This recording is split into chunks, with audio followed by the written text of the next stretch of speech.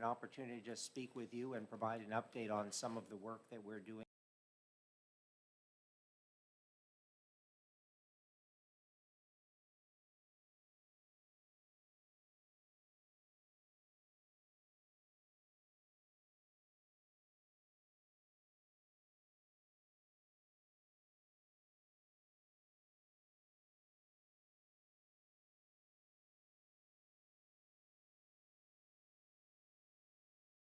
They happen to be also reflected here in New Hampshire.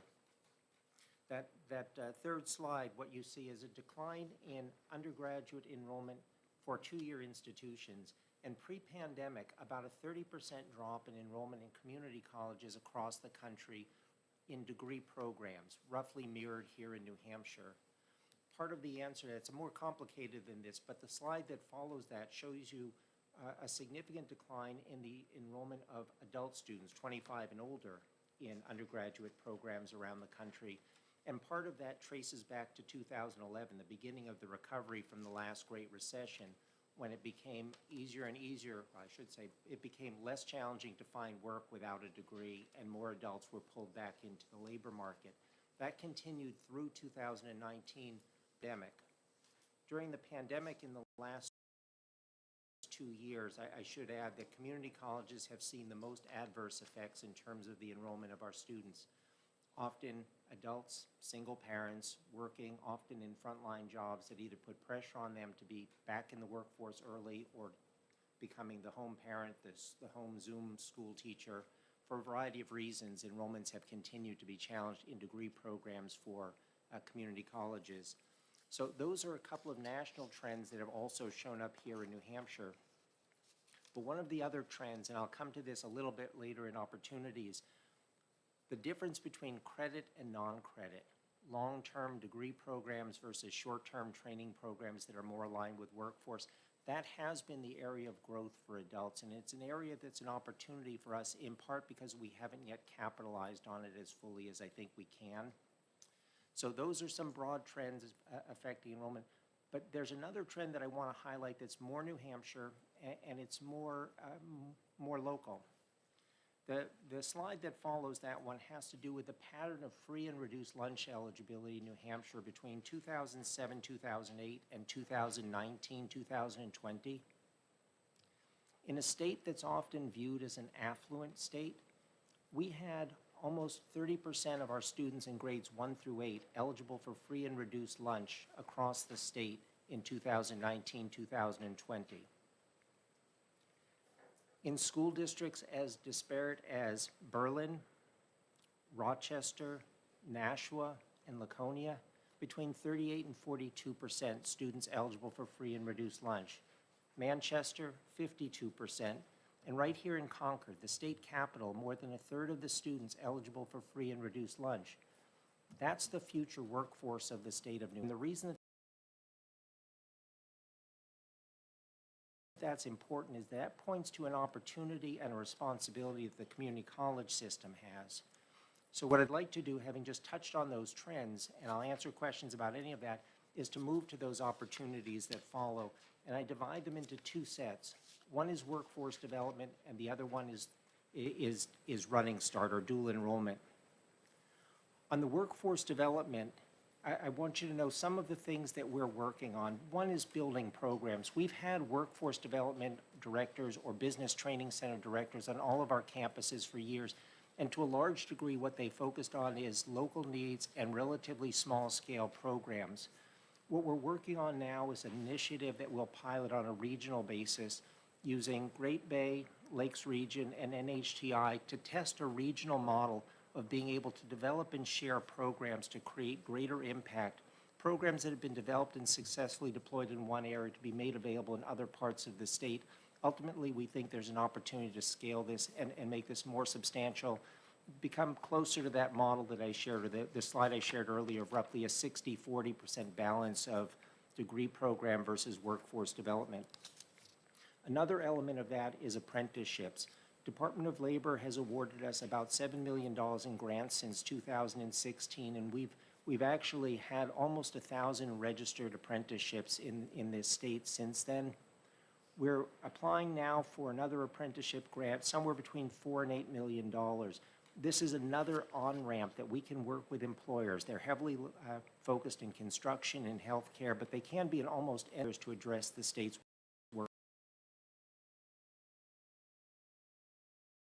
workforce needs. And then the third area is partnerships. And I highlighted state of New Hampshire and municipalities. When I first took the job as chancellor, I met with the governor upstairs and he said, what can I do to help?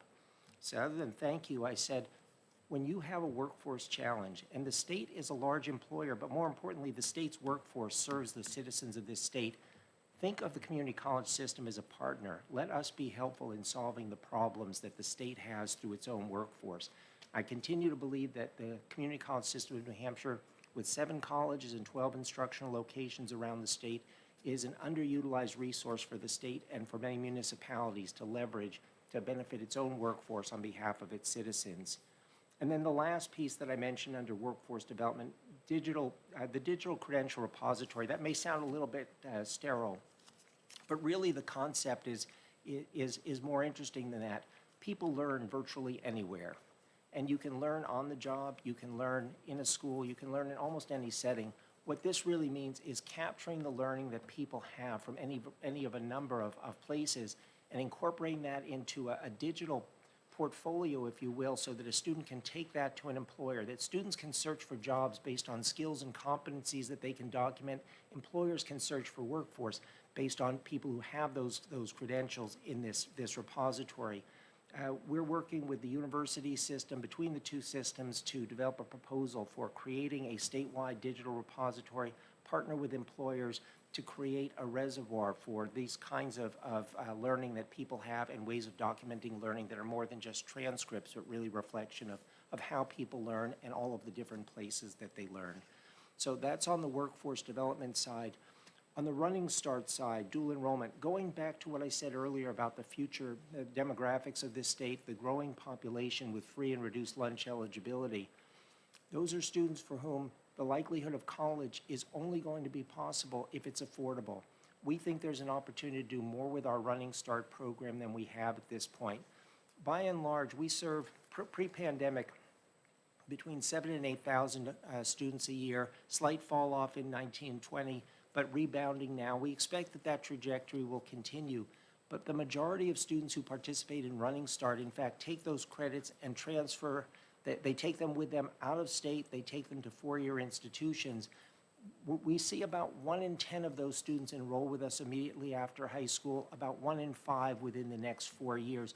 But we think that there's a missed opportunity, particularly for students who are currently participating in career technical education. So last year, prior to my arrival, the community college system added a new staff person to focus directly on workforce development to spread the load so that our colleague Beth Doran could focus her attention on Running Start and dual enrollment programs. The initiative is to build out more course opportunities for students in the CTEs, help students who are more likely to be interested in our technical programs get a leg up on college, help them complete more of a college education as high school students to make college more attainable. This ties into HB 1530, which happens to be Representative Ford's sponsored bill. This calls for building stronger pathways between the community college system and the university system. Community college system identifying the 30 programs that have the greatest likelihood or demand among our students to follow through with 4-year institutions to help map out pathways. The language in that is very particular. Talks about optimizing the affordability and utility of our campuses, in essence allowing our students to stay on our campuses as long as possible, not just to get the 60 credits for an associate degree, but as much time as they can and as much education as they can at the most affordable rate. Ideally, it translates into something, some of you might be familiar, Plymouth State University has partnered with White Mountains Community College to offer the completion of a bachelor's degree in education at the Berlin campus. We see this as the foundation for more programs like that. So ultimately what we're trying to do is create more opportunities for students, both technical career pathways to the community college system and also for 4-year students to make it more affordable, all anchored in the underlying fact that we've got a growing need for affordability for all of our students here in New Hampshire. So I'll stop for a moment and see if there's anything to this point that I can answer.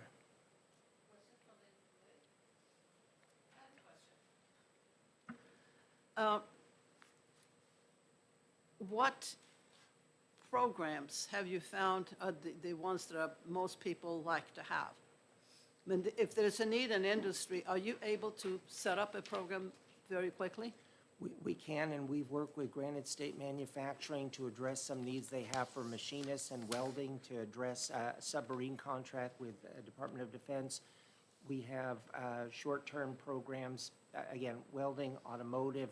A lot of the work that we do is in healthcare. About 1 in 5 of our programs is healthcare related. Our single most demand program is nursing. But anything from phlebotomy, radiologic technology, surgical tech, we cover a significant part of the waterfront. And again, trying to adapt our programs from credit to non-credit where it serves employers or students well.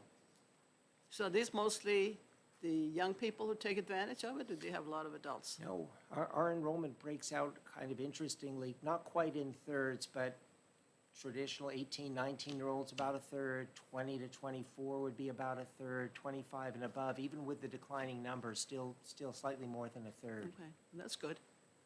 Any other questions? Senator Carr? Senator Prentice?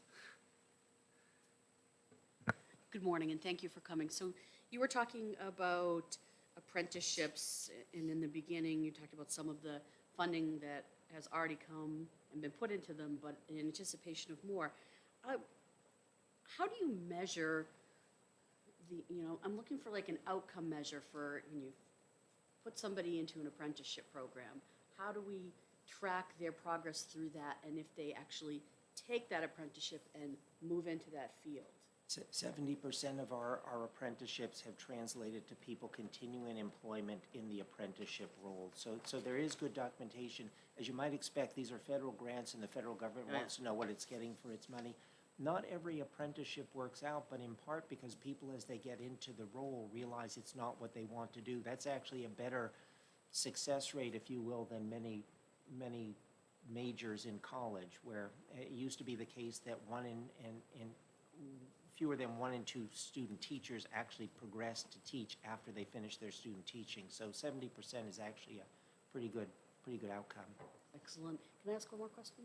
Follow-up. And I may, follow-up, thank you, and I may have missed this. So of these apprenticeships, which area, like you talked about nursing, automotive, like where do you see the most apprenticeships? Construction is probably the single highest demand area, but the opportunity to do this, I was in a meeting last week with Senator Sheehan from Department of Transport, Commissioner Sheehan from Department of Transportation, the needs that they have for folks in highway and transportation here in the state. So again, it could be almost any industry, but they've tended to cluster in construction, healthcare, IT to a lesser degree, and then they're dispersed in almost any industry you can think of. Nursing would not be an apprenticeship role. I may have juxtaposed a couple of things there. No, okay. Makes sense. Thank you. You're welcome. Senator Hennessy? Thank you. Good to see you. Pleasure to see you. I am a huge fan of the community college system. My daughter is in her CTE school and working on her LNA right now as a sophomore. So she'll have that after junior year of high school, which is great. She's also working on a statistics class and is really enjoying the challenge that she's getting that a lot of our smaller schools don't always have the opportunity to offer. So we, as a household, appreciate that, so thank you very much. I definitely agree with you that the community college system can work with the state and municipalities to meet their employee training needs. I have a large company in Littleton that used the community college system to help upskill some of its workforce, and it worked out very well for them. So it's I think a very underutilized asset that we have. I have 2 concerns that I just wanted to voice that I've heard a few times, and that is I think that Plymouth State College works really well, or university, really well with the community colleges and accepting credits and transferring over fully, but I haven't heard the same for UNH. And I just want to make sure if we're if we're working really hard to get kids early credits and get them on their feet early, and if they choose to go into a four-year program after completing their community college degree, that we as a state would accept all of the credits that they've done. And then the other thing is, I've heard some, even within the community college system, I don't know if it's ownership issues or what it is, but some programs are not shared very well with other colleges, and I hope that we can improve upon that. Well, if I can start with the first, a good deal of work has gone into course-by-course articulation between the community college system and UNH. Our colleague, Professor Leslie Barber, has put a lot of energy into that effort and has built pathways for virtually every one of the programs.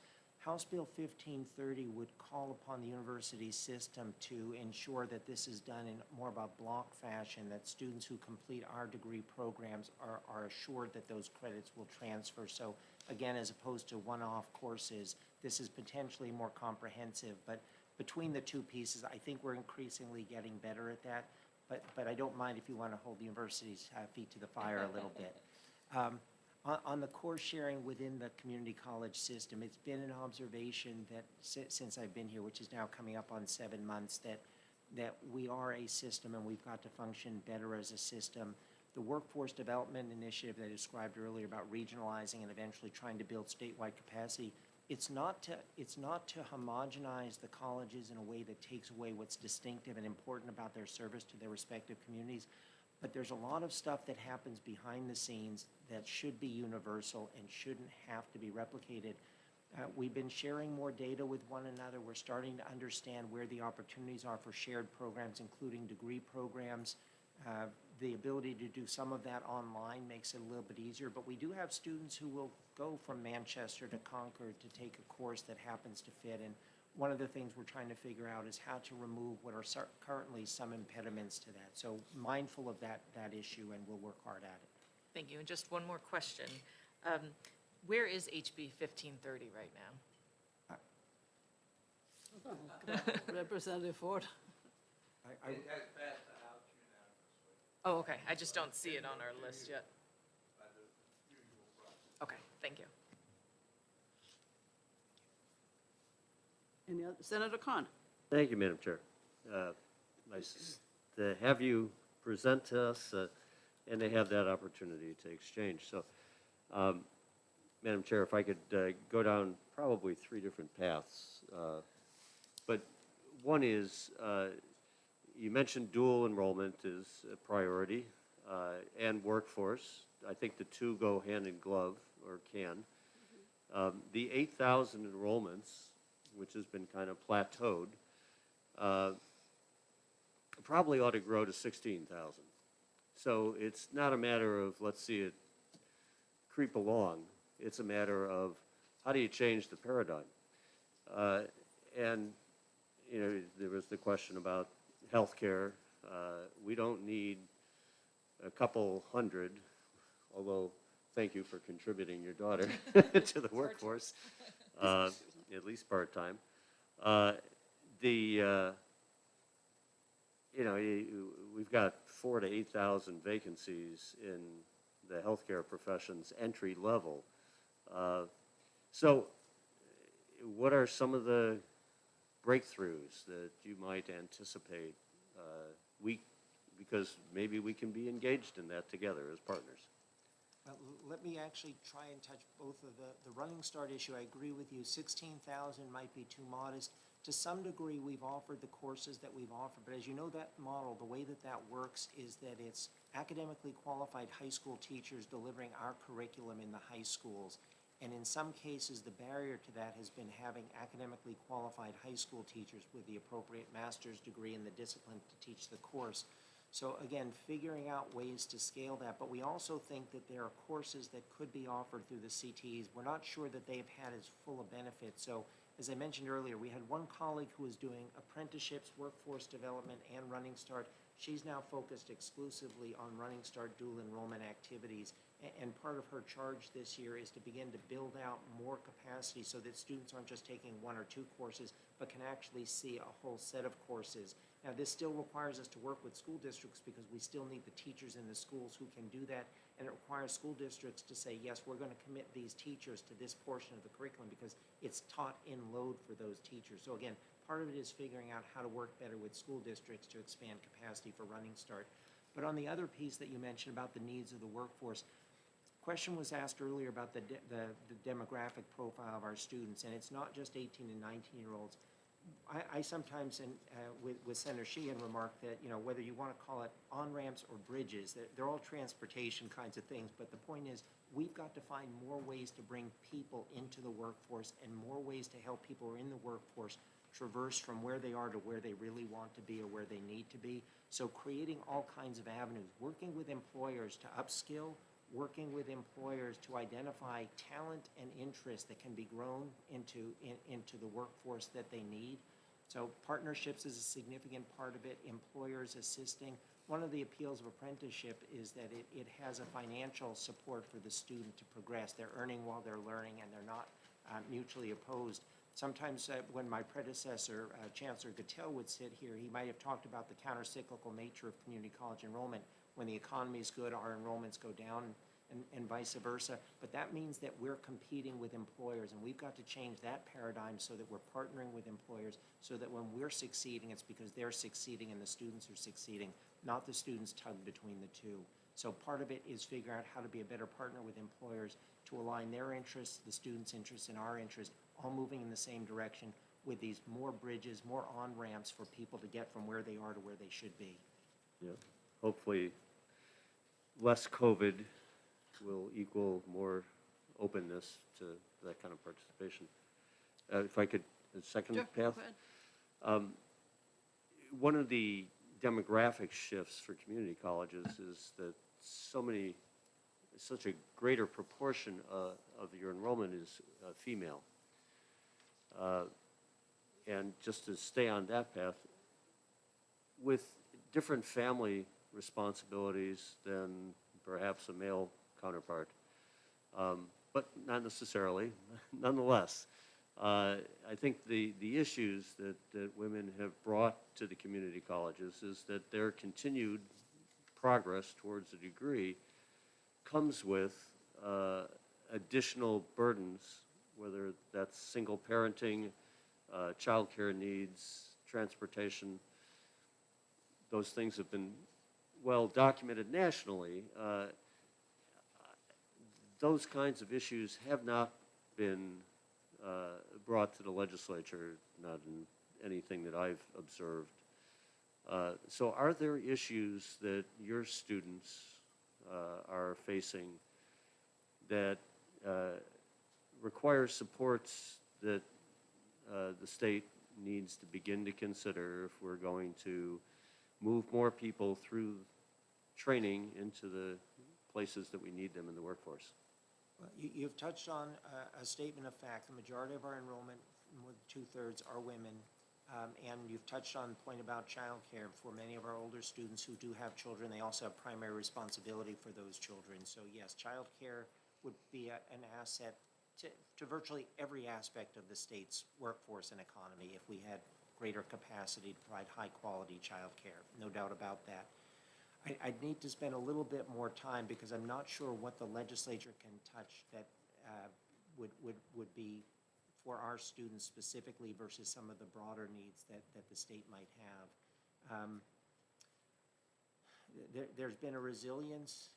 Again, our enrollments, as I said, have fallen, but in fact, the enrollment among women didn't necessarily fall more precipitously than men in community colleges. But one of the things that has happened is a downshifting from full-time to part-time. And so, that would be one consideration. I'm not sure that there's a gender element to this, but I certainly would say that scholarship programs that acknowledge that students come to college not directly out of high school or within the first 3 years, that students are more likely to be part-time than full-time. Students who fall outside of the federal guidelines for many financial aid programs, that may be an area where the state's investment. The other places where I could see the state, and again, I'm not sure that this is specific to men or women, but I would say investment in training programs. The state of Virginia has something called Fast Forward, where the state shares the responsibility with the community college student and the students, one-third, one-third, one-third for the course of short-term training programs. And if the student completes the program, an employer may pick up that third. If the student doesn't complete, then the community college system may pick up the cost for that student. So from the state share. So again, there's some cost-sharing initiatives that other states have approached to try and address these short-term training programs that are new kinds of on-ramps into the workforce. One of the things I haven't mentioned is that we talk about credit and non-credit as if they're two distinct worlds, and one of the things we'd like to do is build a better bridge between them. People can take short-term non-credit programs, but those non-credit programs could be stackable credentials that could grow into a pathway into a degree, save students time and money over time, and give them a portable, recognizable credential with an associate or eventually a bachelor's degree.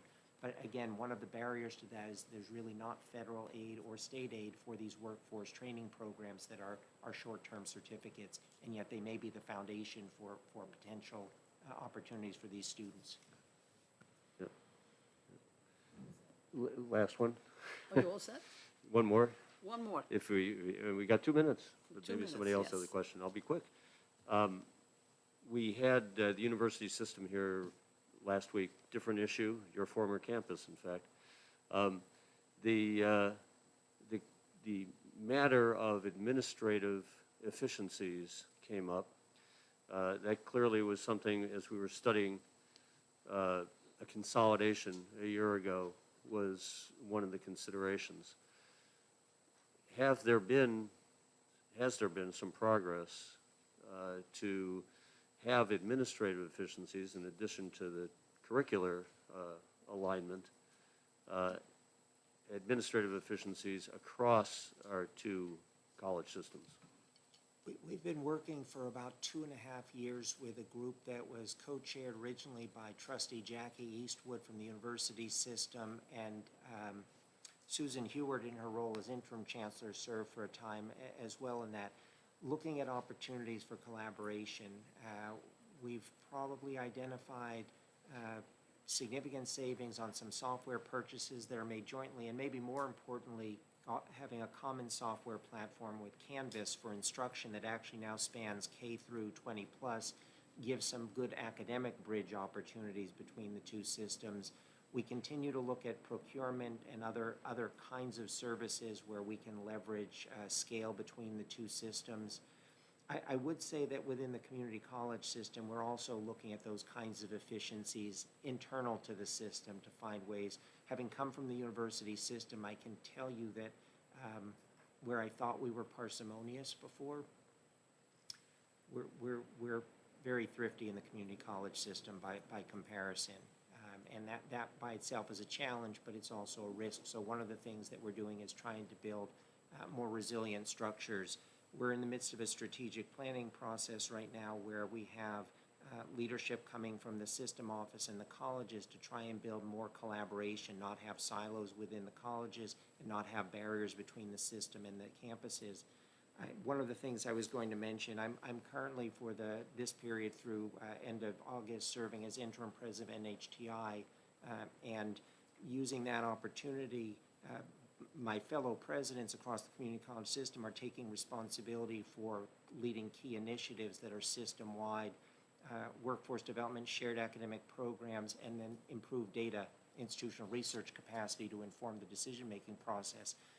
Having the presidents at the colleges responsible for driving these system-wide initiatives helps to create some of those efficiencies, break down some of those barriers, and helps us figure out ways that we can work better together as a system. So between the two systems and also within our system, we're focused on that need.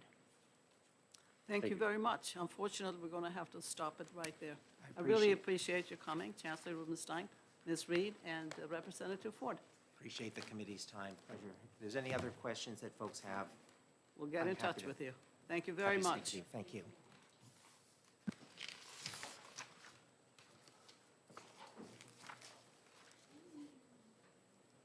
Okay, thank you.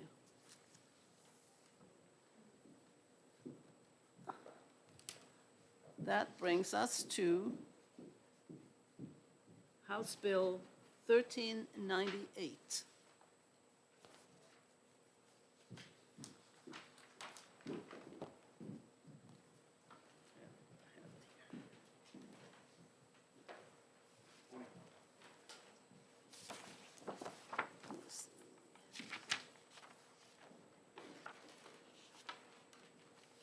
Representative McGuire to present.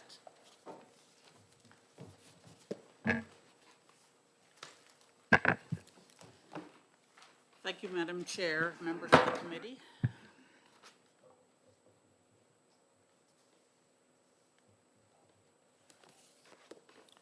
I'm Carol McGuire, representing Merrimack District 29, which is Allenstown, Epsom, and Pittsfield.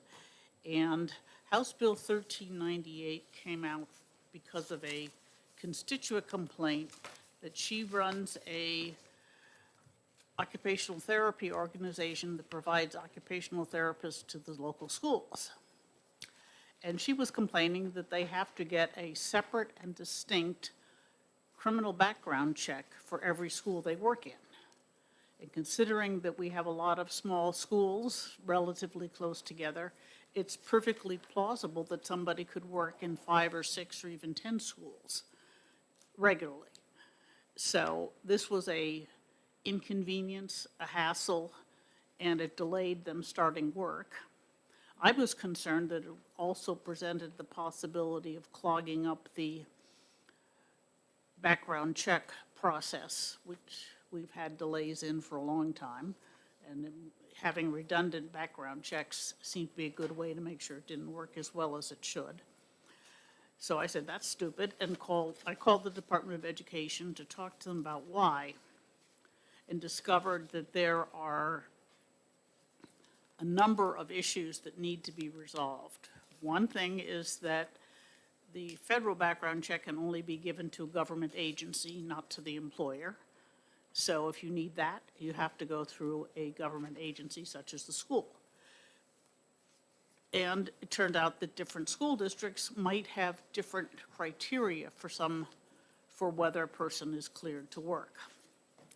So I decided that we needed to study the issue because it wasn't likely that any one committee would be able to set up people who had knowledge of both education and the criminal background check issues. And therefore, this is a study committee on having the Department of Education be able to perform background checks and give clearance notices to the schools, or something similar. I don't know what professions are involved other than the ones I've heard of anecdotally. There may be a lot of others. And there may be other ways to get a background check that, other than going through the state police. This is all stuff I've heard anecdotally. And so it appears to me that this is something that needs study. It's a real problem. And therefore, I'm proposing one. I did make sure to only include one senator. Thank you for your consideration. Saves you the bother of amending it.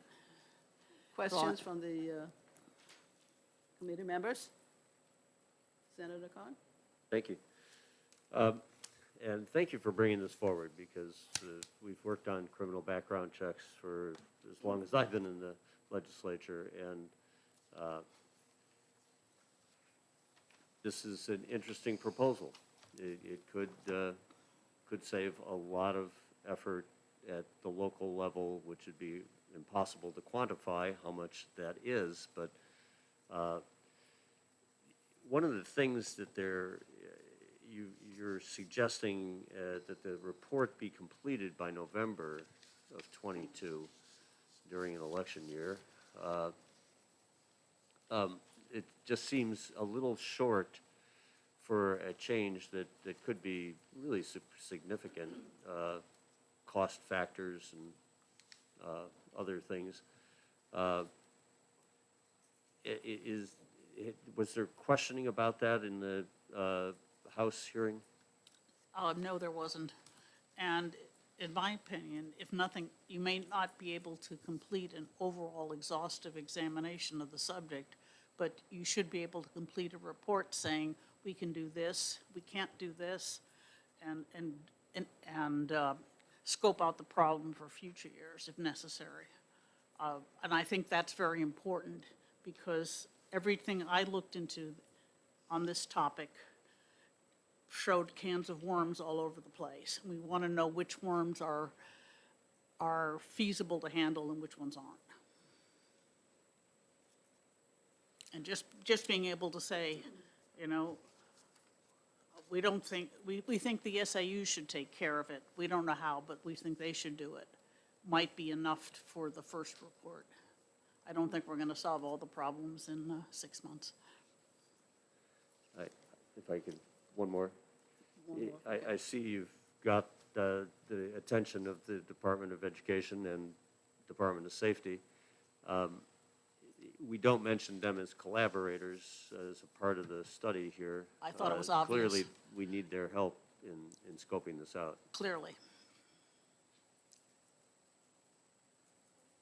And I'm sure they will get involved to make sure we don't impair their operations in any way. Thank you. Senator Hennessy? You're all set? Any other questions from the committee members? Don't see none.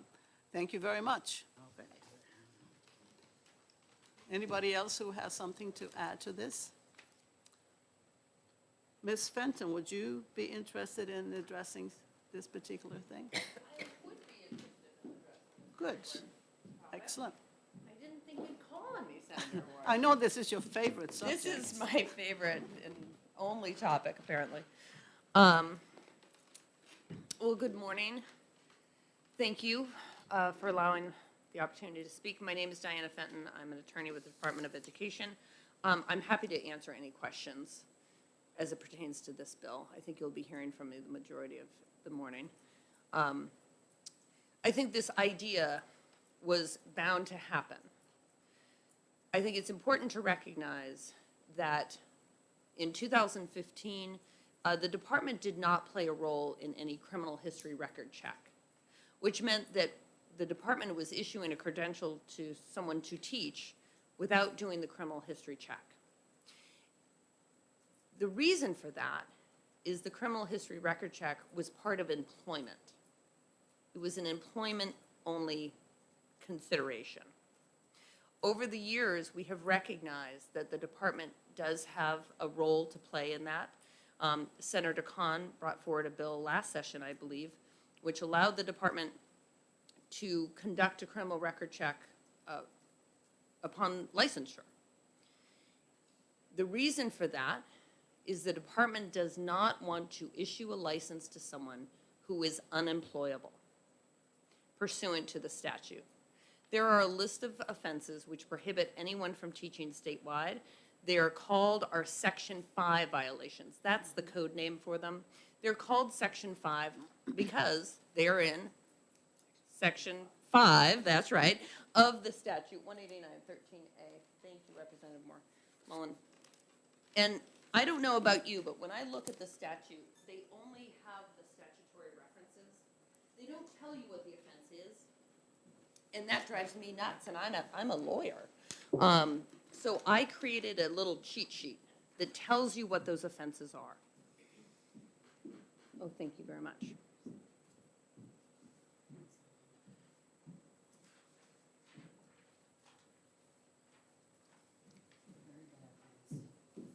Those offenses are very bad things. I agree with you, Senator Prentice. But they're also very narrowly tailored. They're not all-encompassing. But these are all the offenses which prohibit an individual from teaching anywhere in the state of New Hampshire. Thanks to Senator Khan's legislation last session, the department can now screen for all those offenses before we issue a license to, for someone to teach. Again, the idea being that we don't want to license someone who is unemployable. School districts then run a criminal history upon employment. And the statute allows the district to be more protective. So for example, if I apply to be a teacher with the Department of Education, and I do not have any of those offenses on my criminal history, I will get a license to teach. But I could have a lot of DWI convictions. I could have a couple of drug possessions. Those aren't listed on there. I could have some simple assaults. I could have some theft offenses. I could have a variety of things that a school district looks at and says, this person may be employable pursuant to the statute, but not the right fit for our district. And the district has every right to say that, because those are their children. The district ultimately has the liability. And so that is the two-tiered system that we have created. Along those same lines, a couple of sessions ago, a law was passed which allowed the department to run a criminal record clearance, not a credential, but a clearance for school bus drivers. We recognized there was an issue with school bus drivers, and one of the issues we were struggling with, and please forgive the pun, but it was the lack of mobility for school bus drivers to go from one district to another district, recognizing that District A might call District B to say, hey, we have a field trip. Can we use one of your school bus drivers? And if they were employed by District B, they couldn't just transfer over without going through the criminal background check. So we use the Department of Education as a centralized clearinghouse to say, we're going to do the criminal history check, working with the Department of Safety, who licensed them to drive a bus. And you heard about that from the trooper who came before you on last week rather. And so we issue this clearance and we say, we have looked at this individual for those disqualifiers, those Section 5 violations. And they have the opportunity to go to any district in the state. And the district who employs them can again look for things that they don't want in that particular district. But it gives the school bus drivers that mobility. So Representative McGuire, when she contacted me this summer with the idea that there are other people who fit into this category of mobility within districts, what role can and should the department play? I did ask her and encouraged her to make it a study committee, not to kick the can down the road, but rather to look at this issue in a thoughtful manner and to really understand this issue, because anyone who's worked in this area knows that there's a lot of complexities with the state record, the federal record, what's allowed to be disseminated to a governmental agency and what's not. And so I think this was just a matter of time before we look at what role the department can and should play. And certainly I called in the cavalry here who can answer questions on criminal records better than I can. Any questions from the committee members? Senator Khan? Thank you. And thanks for offering to answer some questions. You mentioned last year's legislation. I'm wondering if it's been implemented yet, meaning that there has been a tension between who has requested the check and who can access that background check for the employment. If it's a district doing a background check, they get the check. Correct. If it's the State Department doing the check, who gets the results and who can view the results? I'm wondering how well the mechanism has been put in place, because as I understood it this fall, it was not in place at that point. No, it was not in place by the fall. It wasn't envisioned to be in place by the fall. The law became effective January 1st of 2022. We have passed our rules for that. They're going to be adopted at our next board meeting, and we have built the infrastructure internally in which to facilitate that. And so we do have an individual, and that was part of legislation that had been passed, who is our criminal records check coordinator. And so that person will be reviewing those records and going through that. I think that's an excellent question, and one of the pieces of testimony you've probably heard from me previously of just that infrastructure piece, because the legislation can pass anything it wants to pass, but the department has to be ready to facilitate it. And so we have spent a lot of time on kind of that facilitation part of it, of what that is going to look like, what are the mechanics of it.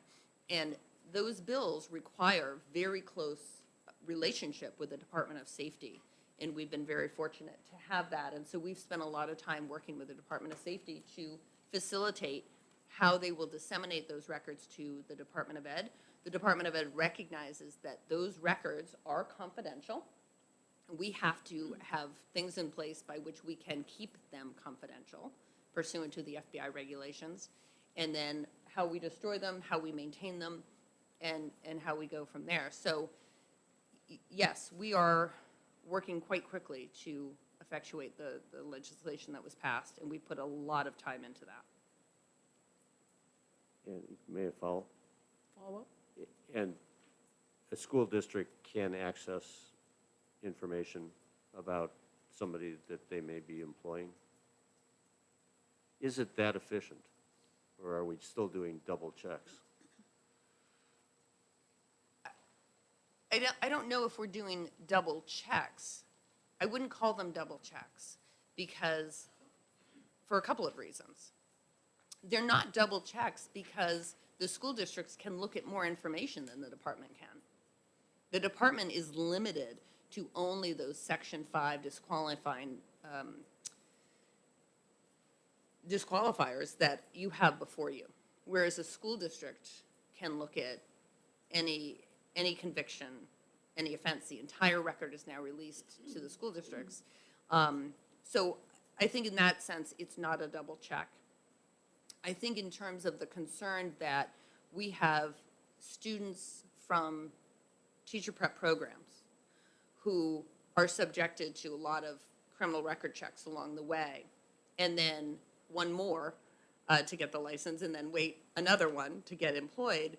We're working on that as well, because the law that you passed, that you helped sponsor and ultimately pass, that contained a section for teacher prep candidates, and we are working on facilitating that as well. Thank you. Thank you. I don't know if you're the person that I should ask this question of, but what other professions do you think would benefit from this kind of a bill? In terms of the centralized record piece, I think we do have to recognize that there are a lot of different people who go through the doors of a school. Mm-hmm. Whether it is a speech-language pathologist, right, OT, PT, there are a lot of people who will go to a lot of different districts. One that always jumps out in my mind is substitutes. Mm-hmm. I don't think that was the impetus behind this bill, but there are a lot of different individuals who will circulate throughout an SAU and in between SAUs. And so I think what this bill really gives us the opportunity to do is take that deep dive to identify these groups of professions, and then have an intelligent conversation about, if you take a profession such as, and I don't really know a whole lot about speech-language pathologists, but let's use that as a hypothetical. If you have a speech-language pathologist who is working within one district, do they need to be subjected to multiple background checks for one district? If you take that same individual and you have them going in different districts, how many background checks is this person really subjected to? And are they already subjected to a background check just for their license to be a speech-language pathologist? Are they potentially already covered sufficiently? And obviously, the underpinning of all of our work is recognizing child safety and how critical it is, and recognizing that these individuals can and do have one-on-one access with children. And so you always have to find that balance between subjecting this individual to a lot of background checks and child safety. So you don't want to overly burden the school district with paperwork and background checks, but you also want to ensure child safety. And I think that's what this bill gives us an opportunity to do in a thoughtful manner. Thank you. Any other questions? Thank you very much. Oh, Senator Hennessy, I'm sorry. Thank you. Thank you, Ms. Fenton. Can you tell me, I'm just trying to, going back to the representative's purpose for bringing this, and then the list here, and that there may be other things. What is an example of someone in their profession that might be able to work in a school with a certain charge that somebody in a different profession that also works in that same school should not have that charge? And by charge, I mean on their record. Sure, a conviction. Yes.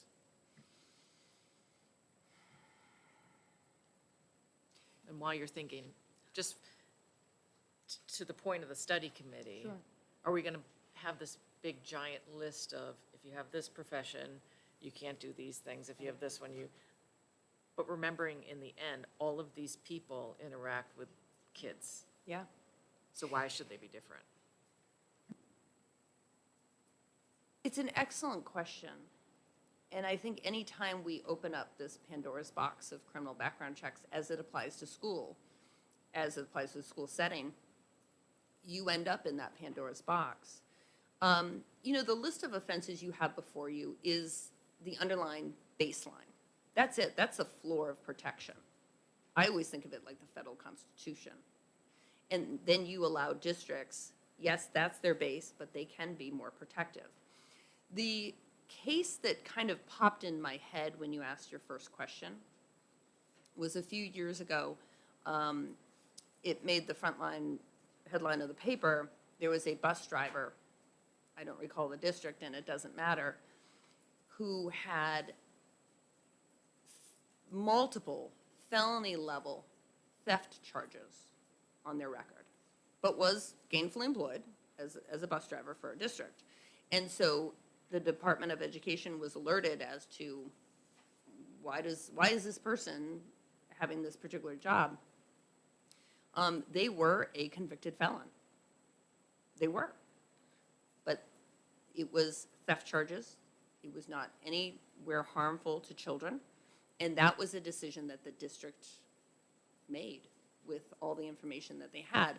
So I apologize if I didn't directly answer your question, but that's the case that popped into my mind, is it suddenly came to light that this person had multiple charges of very serious theft charges.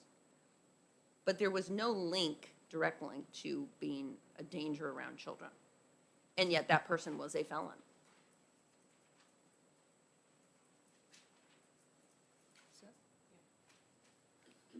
Thank you very much. Thank you. Does anyone from the Department of Safety have anything to add to this?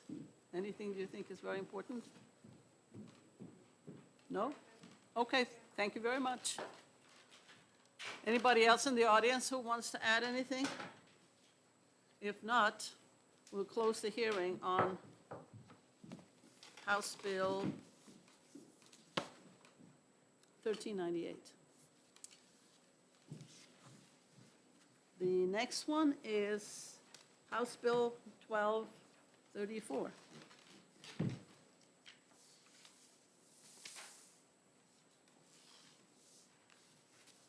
Good morning. Good morning. Thank you, Madam Chair and members of the committee, for hearing me this morning. For the record, I'm Sue Mullen. I represent Hillsborough District 7, the town of Bedford. House Bill 1234, and I've said in the past that I love, as a former teacher, saying House Bill 1234, right? It was very easy to remember, is a housekeeping bill. Last session at just about this time, I came before this body and we talked about putting human trafficking on the list of those Section 5 offenses that Attorney Fenton just handed out to you.